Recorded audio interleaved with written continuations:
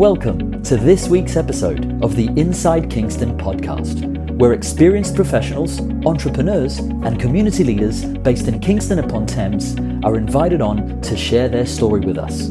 I'm your host, Amir Rochalina. This week's episode of the Inside Kingston podcast is brought to you by Holland Harnham Wills, a financial planning and wealth management firm based in Kingston upon Thames. Holland Harnham Wills specialises in retirement planning for senior professionals and successful business owners. Visit hhw-uk.com to start feeling more relaxed and confident about your financial future. Thank you for joining us for another episode of the Inside Kingston podcast. I'm joined today by Pamela Gregory. Pamela and her business partner, Jude King, are the founders of Hannibal Brown Wines, offering wines produced by people who hold the environment at the centre of their winemaking.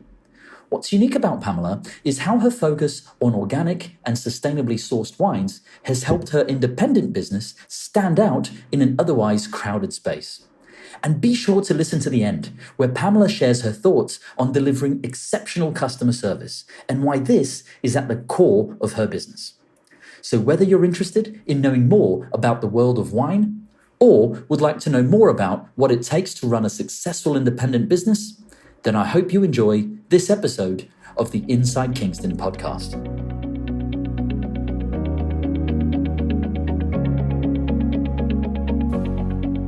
Welcome, Pamela Gregory, to the Inside Kingston podcast. Pamela, I'm really excited about this conversation because, well, not only do I enjoy the odd glass of wine, so getting to speak with a wine merchant is always great fun, but I'm also curious to find out more about your why and also how you've positioned your business towards emphasizing organic, sustainable wines. But to kick off this conversation, I'd like to go back in time, if that's okay. So where did you grow up? Oh, I grew up in the heart of Surrey, actually, up on Headley Heath to begin with, and then later on in Ashstead, Surrey. All right. And did you go to university? And if so, what did you study? I actually travelled to France and actually studied at university down in Montpellier. I actually started at architecture and then realised quite soon after that it wasn't for me. All right. Yes, and it was when it was in Montpellier that I discovered that there was a school of viticulture and vinification. And at the time, I had no idea about viticulture and vinification, sought to sort of research it a little bit more. And suffice to say, I hadn't done sciences at school and wasn't really qualified to go to university to study that. But I kind of went in the back door. All right. Oh, that sounds very interesting. Well, yeah, there are schools set up in France where they're set up for families or young people who basically find themselves inheriting land and are expected, by their parents to take on the property. Yeah. And so that's kind of essentially how I sort of started up. I sort of attended with those people. So it's kind of going in the back door, but very much getting my hands dirty. Oh, that's fascinating. So could you tell us a little bit about your career journey before you set up your business? Yes. Well, I mean, having spent quite a long time in France, first of all sort of studying and then working out there, I eventually decided that I wanted to sort of come back home and started basically applied for a job in the wine industry and started in a small private company called Leighton's, which has actually been going for some considerable time. I think they've recently, well, not that recently, probably about 5-6 years ago, they got bought out. But it kind of sprung me into an opportunity with the Conran Restaurant Group. I don't know whether you're familiar with Terence Conran, but he's probably singularly responsible for putting the UK on the culinary world map with his restaurant startups such as Ponderator, Quaglino's, Mezzo, Michelin, Bendham, and some various other ones.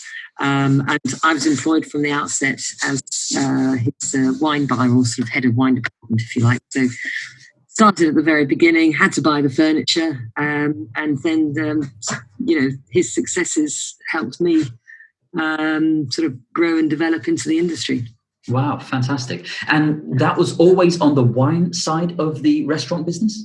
Yeah, always on the wine side. So essentially, yes, I was responsible for running the wine department, and they had pretty substantial wine lists there. I mean, Le Pont de la Tour, for example, I don't know whether it still does, but it had at one time about 4,500 listings on their wine menu. Wow. Quite extraordinary, yeah. Absolutely. So bringing this conversation a little bit more to the present, could you tell us a little bit about your business today? So basically, we set up, myself and my partner Jude, we set up Hannibal Brown on the 1st of November 2012. So we've just celebrated, or we haven't actually quite yet celebrated, but we've just had our 7th birthday. I was quite clear in what I wanted to do. Just directly before Hannibal Brown, I was working with a South African winery, and having sort of had some of the mint jobs of the industry, having run the Harrods wine department, been a consultant for Marks and Spencer's wine department. I really thought, you know what, I just want to set up on myself. And having spent years and years sort of, sourcing wines around the world, I was pretty adamant that whatever we were going to do was going to be ethically sourced, with a sort of quite a serious emphasis on clean and ultimately organic. And so that's what we did. We basically sort of established a portfolio of about 120, 130 wines from the outset. And, 7 years on, we are still following probably about 70% of those same wines, albeit at different vintages now.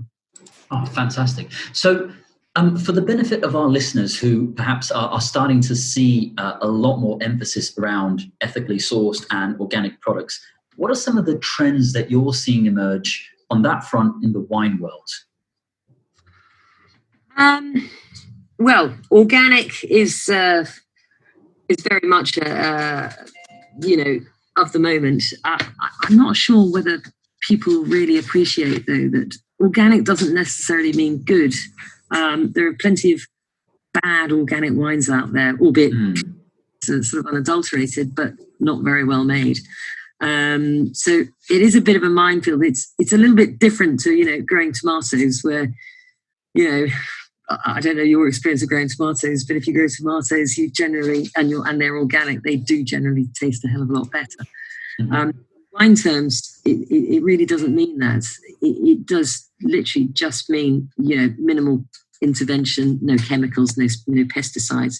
But the winemaking element itself still is, it has to be taken into consideration. So whilst there's definitely a real move in the industry towards it, and that, quite rightly so, it doesn't necessarily mean that, all those wines are going to taste good.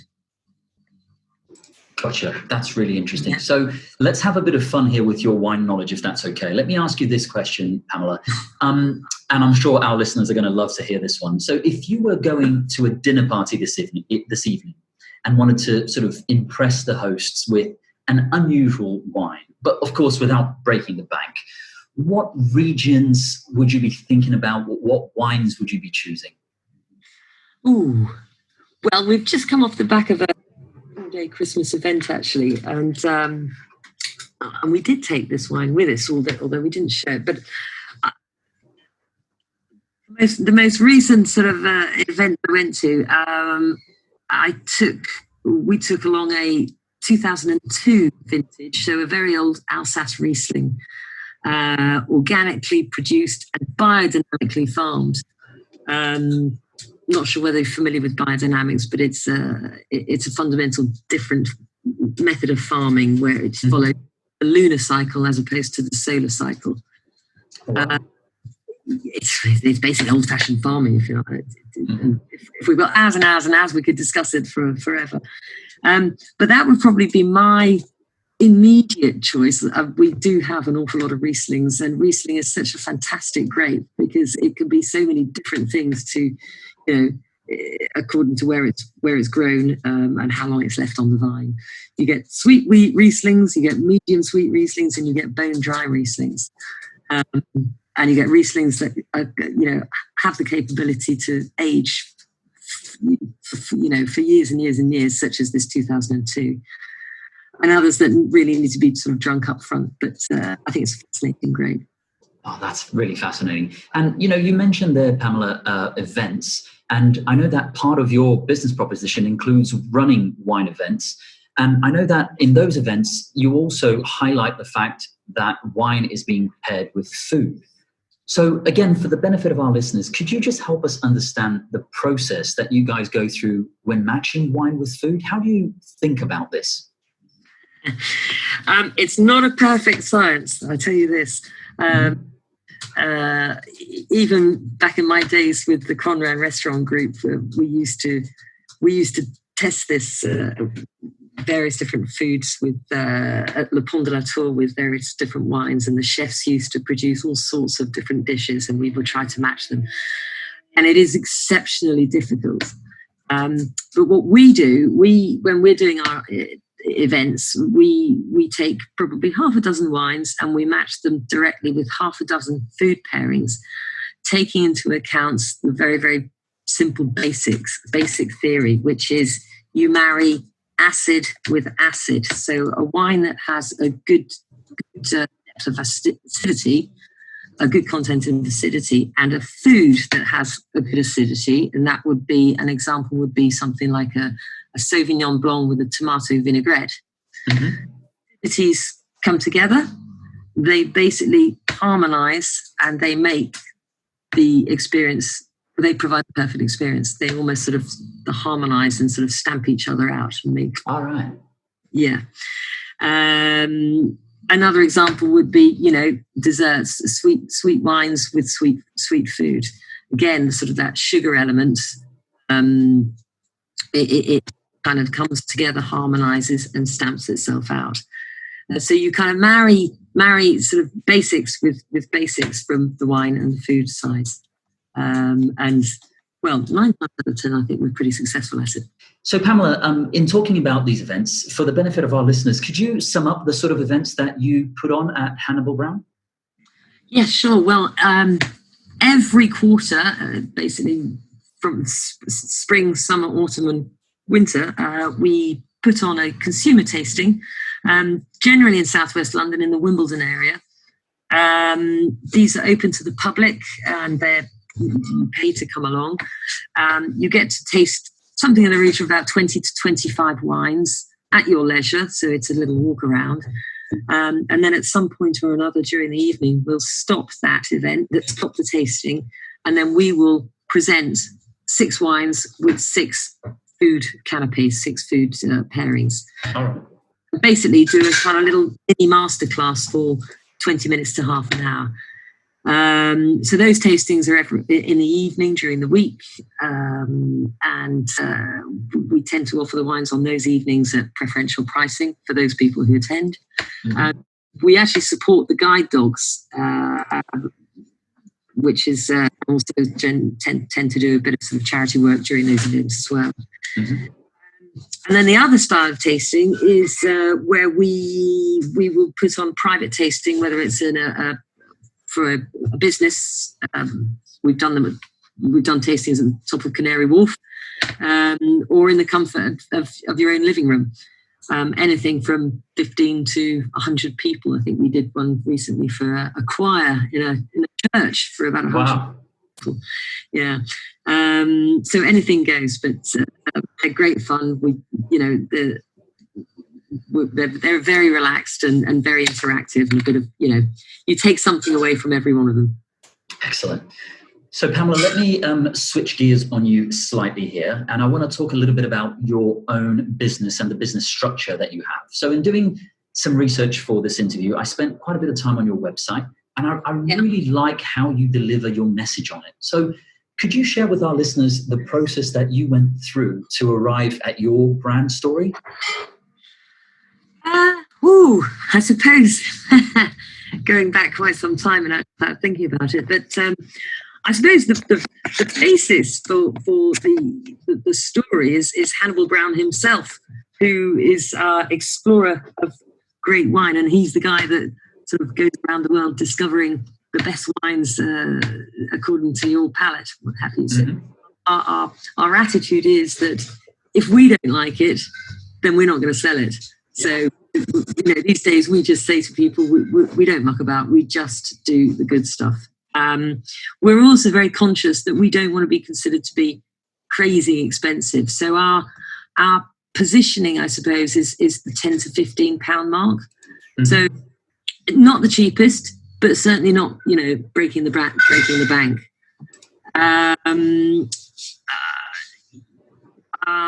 Entry-level wines are around about sort of £8.99, £7.99, £8.99, £9.99, around about that position. Mm-hmm. Again, we are just not going to carry dead wood or wines that are just not performing. If some of our cheapest wines are some of our most popular wines, not because of the pricing, but because they just taste good. Yeah. And for me, that's one thing that I've always sort of held dearly all throughout my career, is that if you get the cheaper ones right, then the battle's half fought already. Absolutely. The appeal has to be to people who are enthusiastic about wine, really enjoy the experience, but they're not going to spend a fortune on it. And I suppose that personally is how I feel also about the wines that I drink. So Pamela, that segues really nicely into this other business that you have under the sort of Hannibal Brown banner as such, which is personalized wine labeling. Could you tell us a little bit about that? Yes, well, I mean, every business, I suppose, needs a USP, and we kind of stumbled across this idea, largely driven by a client who requested a personalized label design for a 125th birthday. It's a Wimbledon Sports Club. Mm-hmm. And we said we'd be delighted to sort of design something. As I said, Jude, my partner, has a graphic design background and is very handy at all that kind of sort of graphic stuff and design stuff. So together with the club, we designed this very fancy label specifically and uniquely for them. And it kind of like it planted an idea that we've seen through. So we've now run a dedicated website called personalisedwinedesign.co.uk, whereby we invite customers, whether they're private or corporate, to provide us with their photography or their branding, their logos, choose a wine, any messaging, and we will design it and incorporate their photography into a design of the wine for the wine of their choice. Oh. And the sort of unique thing about it is that we have no minimum, because everything is done in-house. We can do a single bottle, although we do charge quite a bit for a single bottle because it's consuming, to 10,000 or so. And it's not a gimmick, because at the bottom of this is we are fundamentally wine specialists. So you are getting a fantastic, unique design, label design presented on a sort of top quality bottle of wine. Makes a lot of sense. It works great for businesses. We do an awful lot of corporate business, as well as sort of for privates who want to have a bit of fun. Yeah, absolutely. And it just makes it just makes the bottle a little bit more special, I suppose. I bet. Pamela, what are some of the key business lessons that you've learned throughout your life?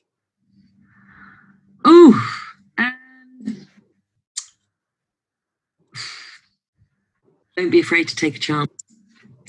I think it's a very difficult one. I mean, you yourself as well, I'm sure you've experienced this, but when you start having a new business, it's incredibly nerve-wracking. And it took me a long time to get to the point where I felt comfortable with it. And even then, I would not have set up a business without other people involved. Do it. It's not my style. I personally need to be sort of bouncing ideas off other people. So Jude and I are sort of, we're a very close working partnership, which generally works or has worked. So we haven't come to blows quite yet.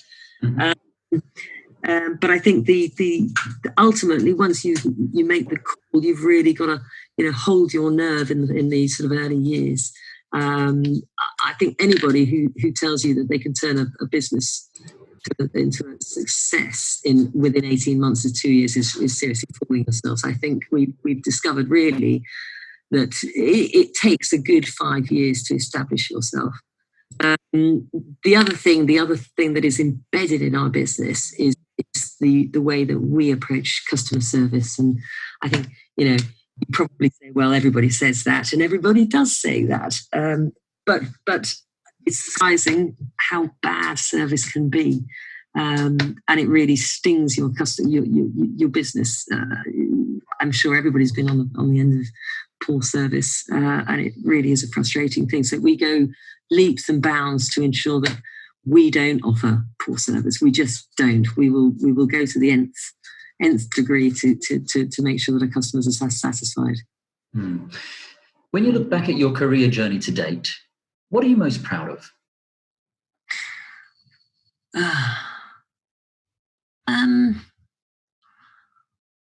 I suppose probably actually having a successful, having established a successful business. I think having gone through my career working for other people, and certainly proud of the jobs that I had, and also being quite sort of influential in the industry in the years where wine in this country was not considered particularly good. The expertise was getting much better, and you'd like to think that the industry itself had, as a whole, has played an important part in that. But I think ultimately it is actually, Hannibal Brown is the be all and end all for us. I should probably make the point actually that the name Hannibal Brown actually is derived from my family, Hannibal being my father's family name and Brown being my mother's family name. So it kind of runs very, close to the heart, if you like. And I suppose sort of there's a big family behind Hannibal Brown that's keeping a beady eye on everything, I suppose. That's great. That's fantastic. Pamela, what next for you and your business? Are there any projects in the pipeline that you can tell us about? Well, we have got one or two. Whether I can tell you about them yet, I don't know. I think, at this time of the year, we're talking here at the very beginning of December. This is our extremely sort of busiest period of the year. And clearly, if we weren't busy now, then we would be doing something pretty bad. So come the new year is when we tend to sort of put our thinking caps on and go, right, okay, let's plan for the next year to 18 months. But we have got some ideas that might sort of diversify the portfolio, possibly to include products other than just wine. But that's in the pipeline, and it's I won't say it's a pipe dream. It's a little bit more than that, but we haven't finalised anything yet. Yeah. Exciting times ahead. Yes. Good. As we start to wrap up, I'd like to ask you a few quick fire questions that our listeners are always interested in. So, Pamela, what do you do to relax outside of the office? Well, I play tennis and I play hockey. All right. Okay. Very cool. Hard on the knees, though, hockey. Well, yes. It tends to be, if I'm injured playing hockey, I play more tennis. Fair enough. And if I'm not, I played more hockey. But I've always played them, and always will, I suppose, until I probably just physically can't any longer. Yeah. Finally, where can people go to find out more about you and your business? We are always on the end of the telephone. We love talking to people.